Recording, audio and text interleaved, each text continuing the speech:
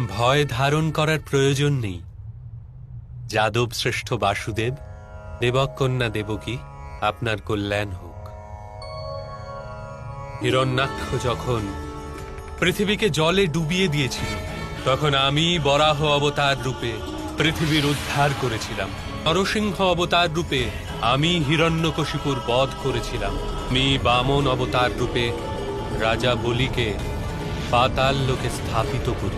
যখনই মানুষ ধর্মের মর্ম ভুলে যায়, যখনই ওদের হৃদয় থেকে উত্তম ভাব বিনষ্ট হয়ে যায়, প্রেমে স্থান প্রতিযোগিতা আর করুণা স্থান অহংকার নিয়ে নেয়, তখনই আমি জন্মগ্রহণ করি।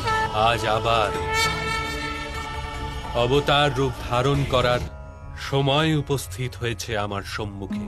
আমি স্বয়ং আপনার পুত্র হয়ে আপনার কোলে খেলবো মাতা। আমি আপনার গর্ভে আমার সম্পূর্ণ কলা নিয়ে প্রবেশ করব। আমায় আপনাদের পুত্র রূপে স্বীকার করুন মাতা।